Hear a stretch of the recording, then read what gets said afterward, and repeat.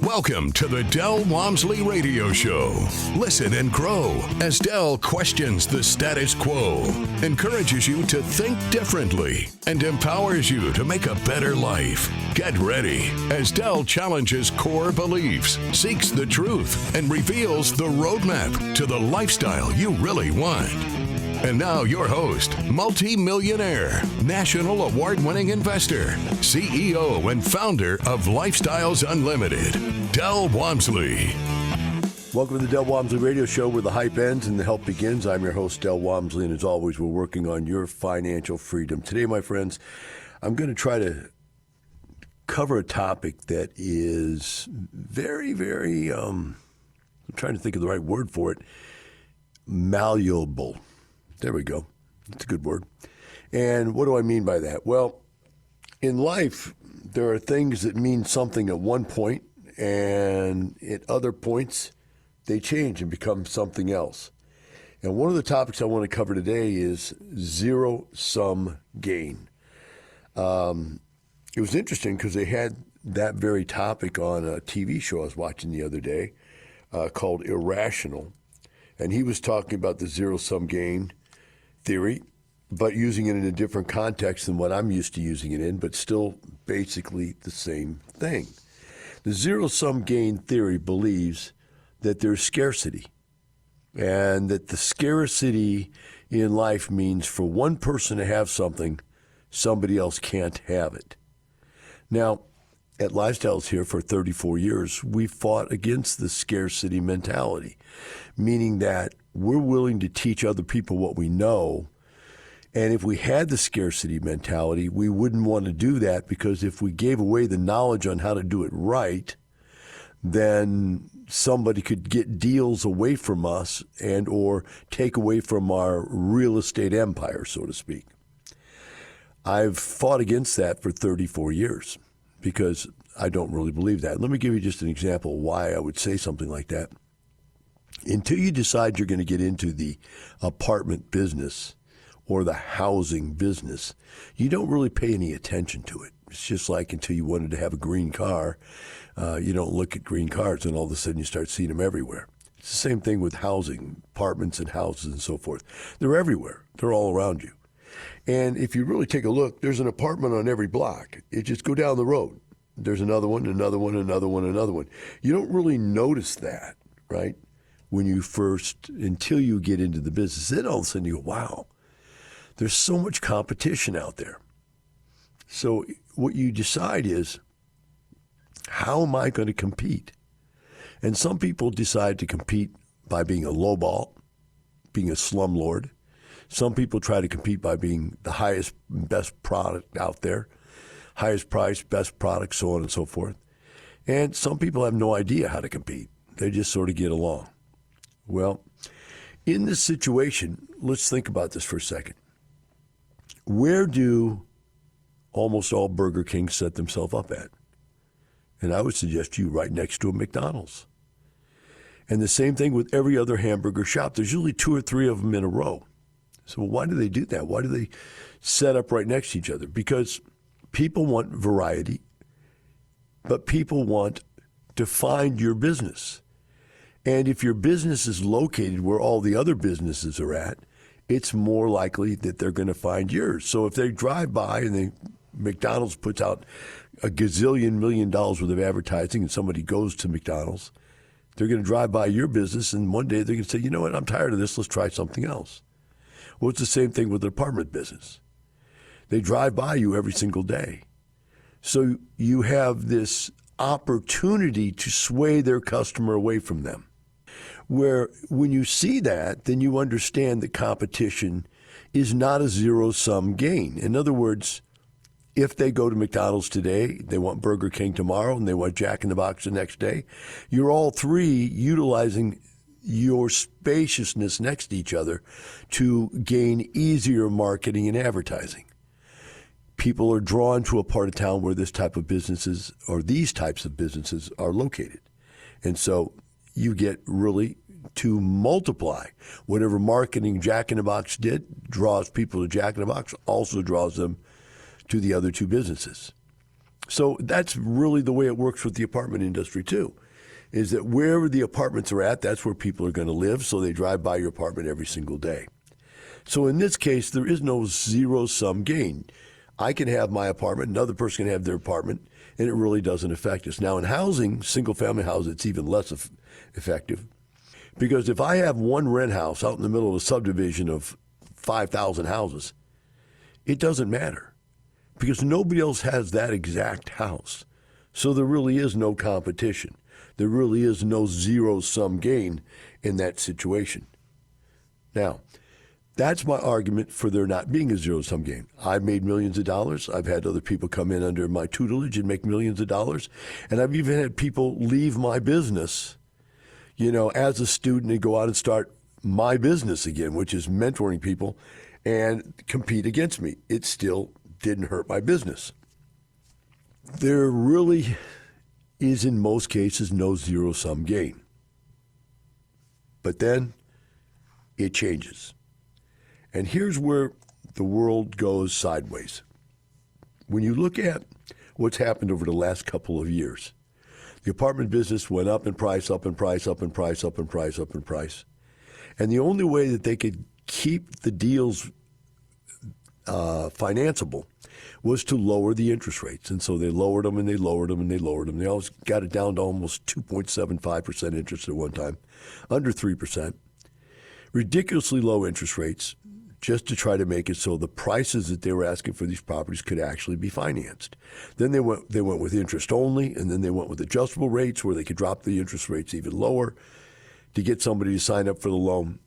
And basically, they destroyed the market. Now the market's changed. The Fed's come in and said, okay, we got to raise the rates. We got to stop inflation. All these people that bought these properties in the last 3 years, and it's a 3-year problem, and for some people it's a 2-year problem, they've got these ridiculous loans with these adjustable rate mortgages. Not that that's what you had to do. I didn't do any of that. The people that are with me in any deals have not done any of that. There are just these people that did do that. And they were convinced as a group that this was the way to go. So if you look at real estate right now, in the portfolios that I look at, 95% of the people out there don't have a problem. 5% of the people have a problem. But the problem is now a zero-sum gain problem. What do I mean by that?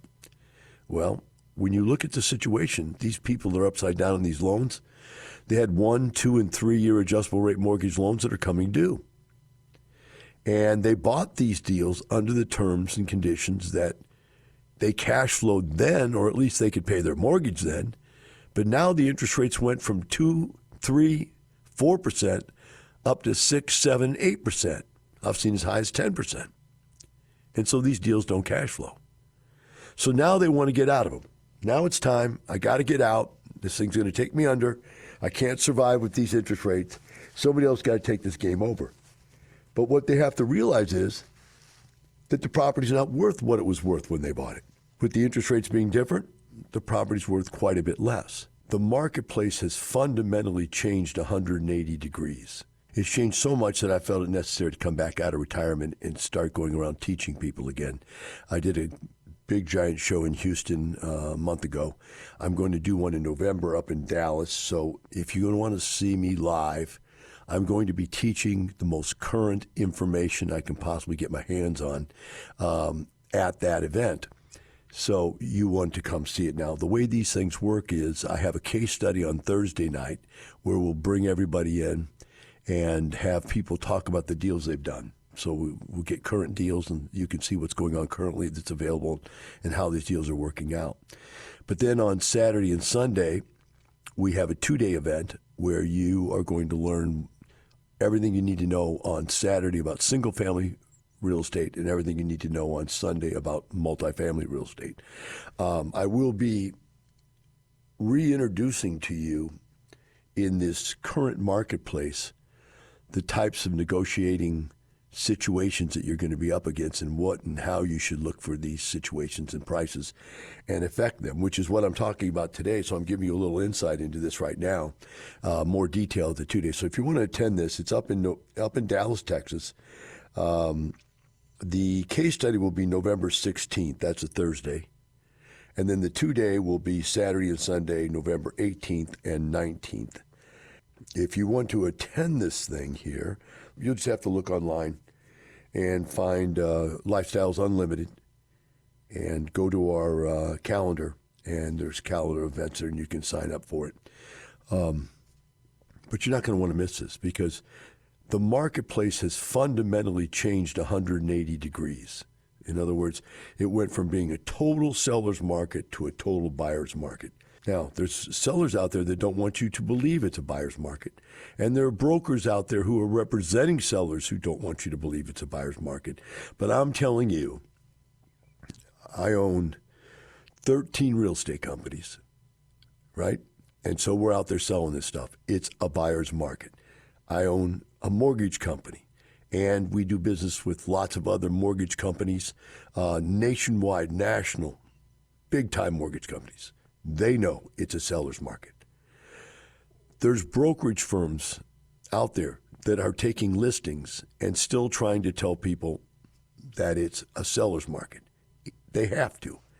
Why do they have to lie to you like that? Because if they don't lie to you, they won't get the listing. The seller has to believe that the broker's on his side to pay him commissions. Why would you pay a broker commissions that's not out there carrying your water? For every dollar that you get the seller to go down, that's a dollar the seller loses. That is a zero-sum game.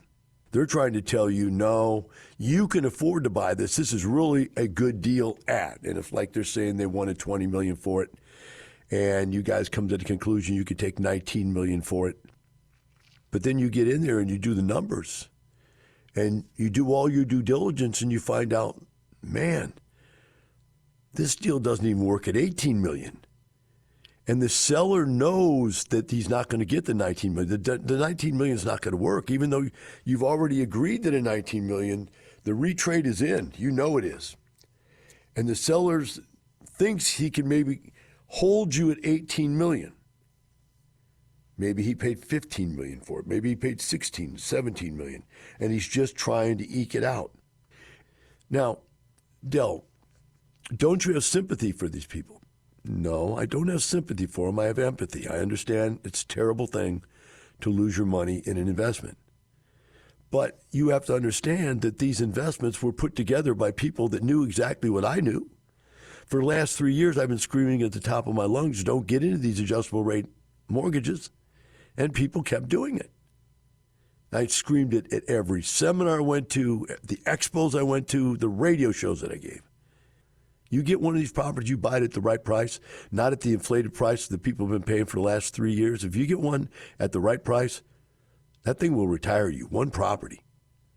Pay for you and your family the rest of your life. And that's what we're looking at, guys. That's what we're looking at here happening over the next 12, 18, 24 months. And these deals are going to fall out over the next 12, 18, 24 months because that's how long they have on their mortgages. As those mortgages come to an end, they're forced to sell at a price that it won't underwrite for, which means the seller's going to take a loss. We'll be right back with the Del Walmsley Radio Show.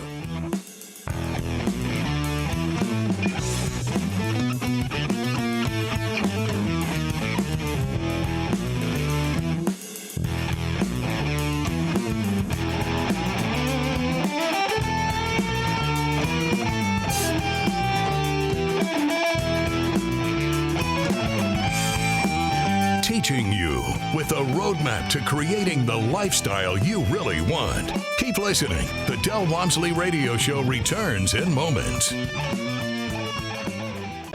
Right now, we're coming upon a great opportunity. It's that time in which you're going to find that the marketplace is changing and it is shifting to a buyer's market away from a seller's market.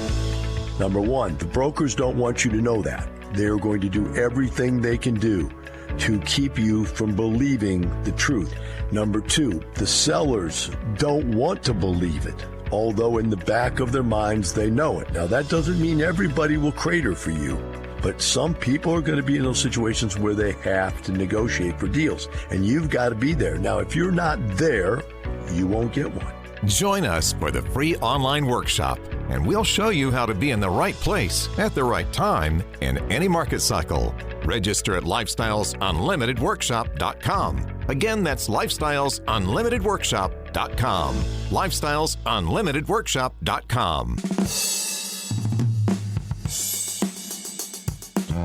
You're hearing the Del Walmsley Radio Show. Want more life-changing knowledge? Access our podcast and listen on demand at lifestylesunlimited.com under the radio tab. Now your host, Del Walmsley. Welcome back to the Del Walmsley Radio Show. Today we're talking about the zero-sum game of the market, actually the complete reversal, 180-degree reversal of the market from being a seller's market for the last 10, 15 years to being a buyer's market as of right now, and going to be that way for a year or two. The bottom line is that you have to completely change the way you see real estate and your thinking behind real estate from what you've led up to thinking about real estate over the last 10 years. Now, what happens is that there becomes a blindness. There's just a total sociological blindness to the fact that prices are getting too high. Inflation is a weird thing. It's the scarcity mentality gone wild. I got to get me some of that. It's going up so fast type stuff. And eventually, it's got to end. Think about it this way. There used to be a game called musical chairs when you were a kid. Well, I'm old. Where what you do is the music go and you'd all dance around the outside of the chairs and the music would stop. They'd take one chair away and somebody wouldn't have a place to sit. You're out. There was another game like that where we had this bomb and you'd turn this ticking bomb, wind it up, and it would go tick, tick, tick, tick, tick, and you'd keep passing around until it ended up killing somebody. It'd go off in somebody's hands. That's the way the world is right now. People have been paying too much for too long, and all of a sudden, somebody got stuck with all that stuff. And these people are truly stuck with that stuff. They can't get out of it. They're not going to be able to get their money back. There's no way to work their way around it. That's the people that bought these adjustable rate mortgages in the last 2 to 3 years. The rest of us out there, we own mortgages that are, 5, 7, 10-year mortgages, fixed rates. We're not feeling any of that problem. Now, we still have increased taxes, increased insurance. We still have all those business costs, but it's not the devastating costs these people are going through right now that they can't get out of, which is the fact that the interest rate change has changed the value of their property. Now, if you didn't have to sell and you didn't have an adjustable rate mortgage where your interest, your payments kept going up on you, then this situation really wouldn't even affect you, and it doesn't for most people out there. It's not like the commercial office building space problem, which is a completely different problem. That's a problem where people just stop going to work. Nobody wants to work, and everybody wants to work from home, and so there's no need for all that real estate. But there is need for housing real estate. There's lots of need for housing real estate. That's not the problem at all. The problem is that the prices had to go down because of the interest rates. So now we're back to the zero-sum gain thing. Now you're an owner. And you bought in the last couple of years. The interest rates are going against you. Your value is going down. What do you think happens when the mortgage payment gets to be so large you can't make the mortgage payment? Well, if they don't pay the mortgage, then the bank comes and takes the property, so they start not fixing things. And they start creating criminal events. And this is the really sad part, but I'm finding out right now it's happening to where we're looking at properties where people might have been good people at some point when they bought the property and the way they're operating it, but now they're doing all kinds of unscrupulous things because they can't make their payments, because they're not making any money. Now, when you stop making money, you stop caring about pure business. You start worrying about, is it going to take me down? Is this business going to wipe me out? And you start doing crooked things, criminal things. You start stealing from yourself, taking money. We had a deal the other day where somebody stole a bunch of appliances from himself. It's just bizarre. They had a bunch of brand new appliances. They just disappeared. And it ends up being that the owner and the property manager of the company had something to do with it. They knew what was going on. And we can't figure out what it is. I mean, We're not police. We're not the FBI. But this stuff starts getting really, really wild, man, because these sellers are upside down and going to lose their life savings in many situations. So they start doing almost criminal, if not criminal, things. What do I bring this all up for? Because now we're buying those properties. So what's interesting is even when they bought the properties 1, 2, or 3 years ago, remember this is all stuff that's happened currently, they saw potential for the property. They maybe even put some money in, fixed it up or whatever. And they thought were going to raise the value of the property. Everything was going up. They thought it was going to raise. But now it not only didn't raise, it's gone backwards. So in their mind, what they saw they had to do is they had to cut back the expenses. That's the only thing mom and pop people know how to do. Why is that? Because at your home, if you lose your job, if you have less income, if you have more expenses all of a sudden you can't afford, the only thing you can do is just stop paying your bills. That's the only option you have. There's no possibility of earning more income, right? And there's no possibility of selling your life away. You can't get out of your personal problems because you can't sell them to somebody else. They're your personal problems. Well, that's what's happening with these deals. These people are literally destroying these pieces of real estate. Now, let's go back to where we're at. Now we go to negotiate with these people. They expect us to overlook the fact that they destroyed the place. Not only is the cap rate changed on them, the interest rates have changed, and where if you just took the value based on what the marketplace cap rates would be, that $20 million property is now worth $18 million. But if you go look closer, they've done another $1 million worth of damage by not fixing things, creating vacancy, maybe even doing some illegal things, finding ways to get money out of the business, not put it back in the business, not tell you about problems they have, hiding problems, sewer problems. Had one the other day. Guy came to me and said, the seller's willing to owner finances for me. I said, man, nobody owner finances. And what the deal was, the guy just wanted to sell it to somebody else, so the problems that he had with the property would end up being somebody else's problem. He'd already got a down payment. He'd just take the property back and do it again. And I consulted the guy, and the guy said, okay, well, let me go do more due diligence after he talked to me, and found out that his estimate of repairs was way below. This guy was just hiding this stuff. It was way below what it really was going to cost him to fix his property up. Of course, the guy was willing to sell or finance it.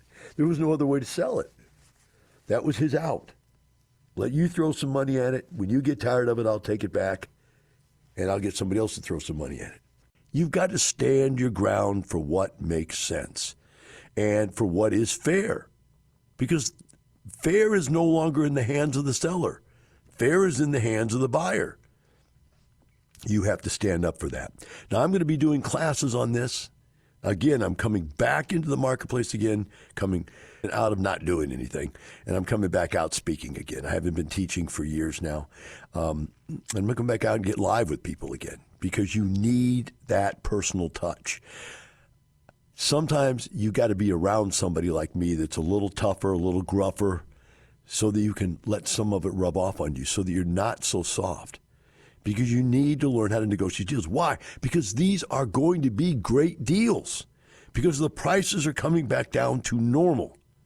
And you have to understand that once these prices all come crashing back down to normal over the next 2 to 3 years, and I'd say 1 to 2 years is more realistic, then the market's going to calm down.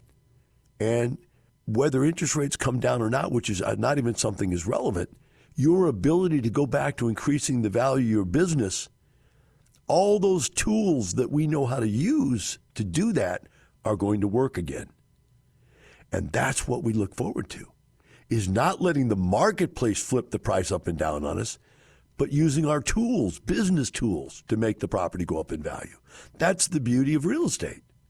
Now, over the last couple of years, people have had to use no tools. It's just been market-driven conditions by lowering interest rates. So now the people that don't know how to operate properties are going to lose them. The people that got in for the wrong price are going to lose them.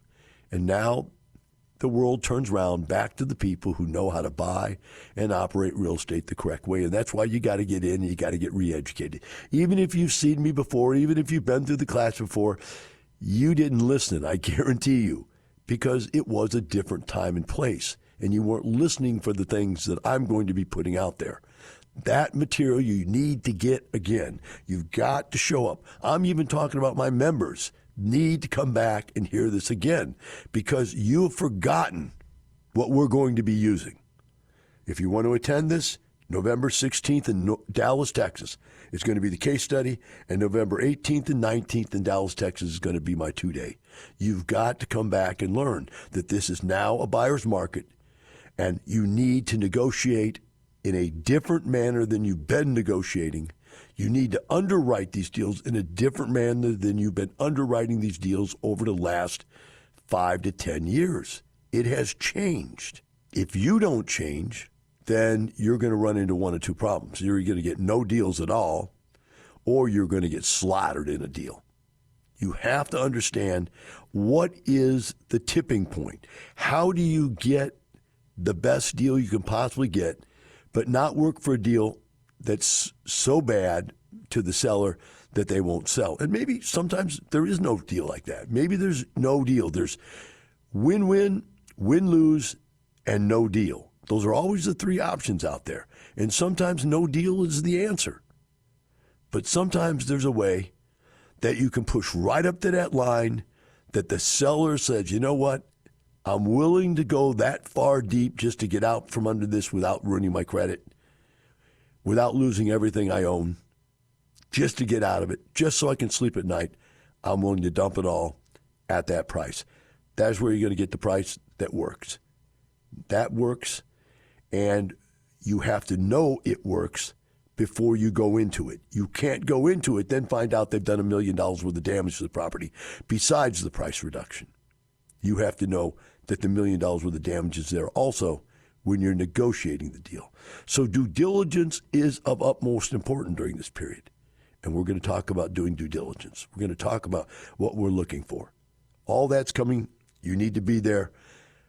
I don't sit here very often and try to motivate you to come out to one of my seminars. This one, I'm telling you, you don't want to miss. This is a must-see event.